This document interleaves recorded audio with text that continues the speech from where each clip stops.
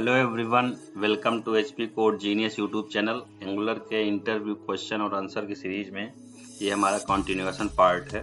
अभी तक हम एंगुलर के 4 लेक्चर ला चुके हैं, ये हमारा 5वां पार्ट है। वीडियो से रिलेटेड अगर आपके कोई सजेशन या डाउट हो तो आप हमें कमेंट सेक्शन में बता सकते हो। आपके डाउट या सजेशंस को हम अगले आने वाली वीडियोज में उसको इम्प्लीमेंट करते हैं।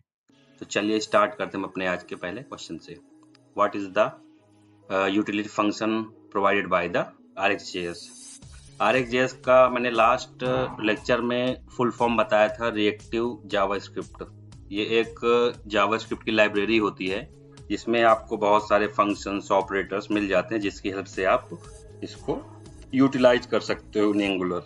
RxJS library also provides below utility functions for creating and working with the observables।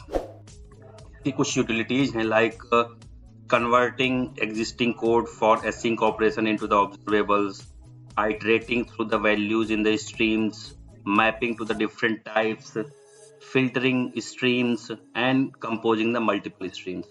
Angular आजकल इतना वाइडली यूज्ड फ्रेमवर्क है कि हम आजकल इसके बहुत सारे इससे रिलेटेड फ्रेमवर्क आते हैं, जैसे नेक्स्ट JS हो गया। सेम फंक्शनैलिटी हम यूज करते हैं फॉर द बैकएंड पर्पज, उसमें भी मॉड्यूल कंपोनेंट क्रिएट करते हैं, तो वहाँ भी RxJS बहुत ही इंपॉर्टेंट रोल प्ले करता है। फिर हमारा नेक्स्ट आता है what are the angular element.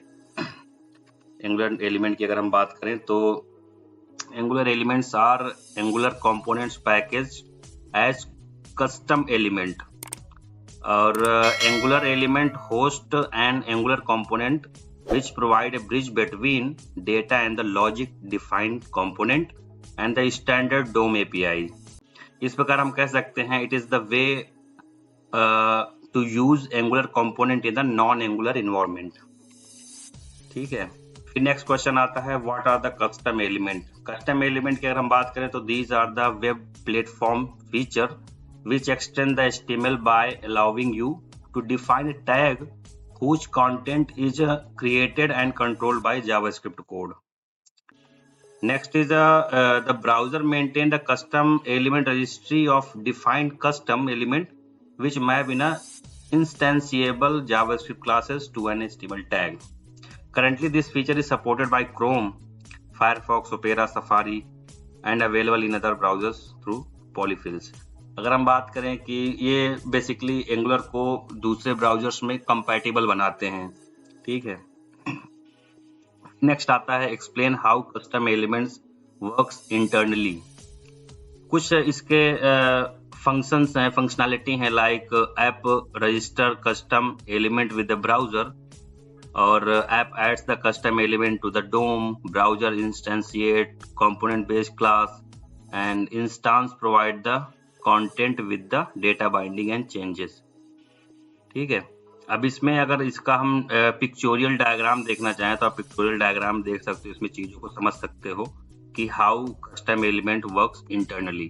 आप वीडियो पॉज करके इसकी फंक्शनैलिटी को समझ सकते हो कि पहले app register the custom element with the browser, फिर आपका जो उसमें जो आपका app add the custom element to the dome.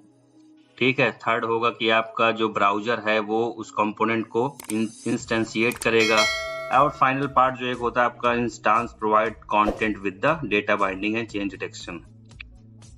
And the next question is the what are the mapping rules between the Angular component and the custom element. कुछ properties हैं जो कि HTML attribute and browser event system के use होती हैं। Let us describe them in 2 steps।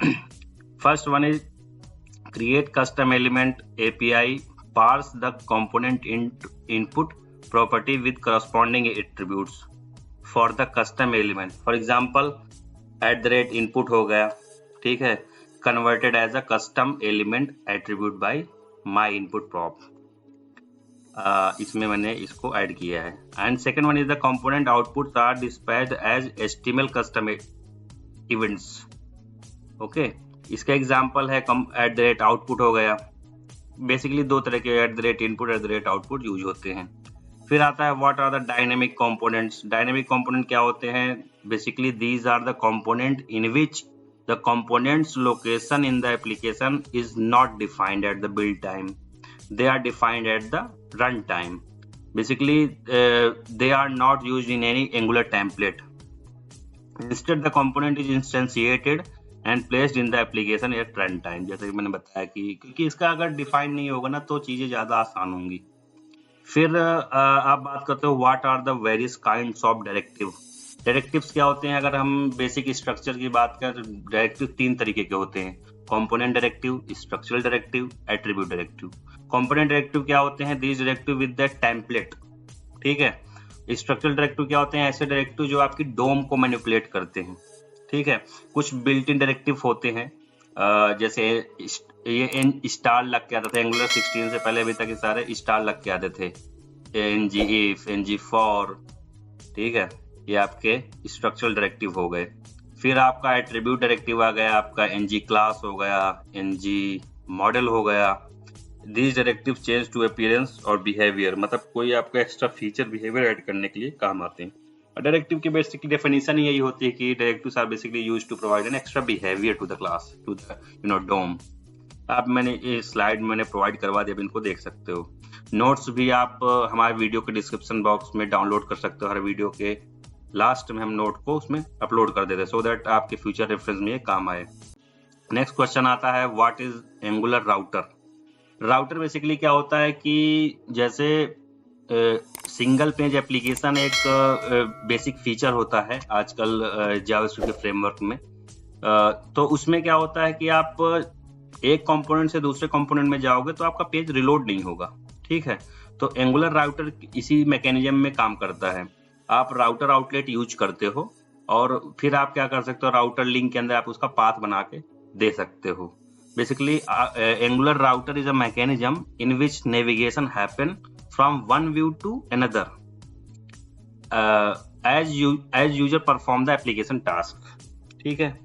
It borrows the concept of the model of the browser's application navigation। और ये developer को, जैसे कि मैंने अभी डिस्कस किया कि सिंगल पेज एप्लीकेशन इनेबल करता है फीचर। फिर आता है आपका next question, what is the purpose of the base href tag. तो पर्पज की हम बात करते हैं, routing application should be add element to the next index.html as the first child in the tag in order to indicate how to compose navigation URL. If app folder is application root, then you can see the href below। यहाँ पे मैंने example लगा, आप इस example से देख के check कर सकते हो, बेस URL होगा आपका। What are the router imports? अगर इस क्वेश्चन की हम बात करें तो राउटर इंपोर्ट क्या होते हैं, which represent a particular component view for a given URL is not a part of the Angular core. It is available in a library named @angular/router to import required router component। अब इस router को आप कुछ भी, जैसे activated root हो गया, router हो गया, ये बहुत सारी चीजें, उससे पैरम्स वगैरह, क्वेरी पैरम्स हो गया, आप उससे सब फाइंड आउट कर सकते हो। बेसिकली ये बहुत ही कोर फीचर है, बट एंगुलर कोर का ये पार्ट नहीं है। So that's it guys, that is from my side। We will meet in our next lecture, so stay tuned with us। Thank you so much।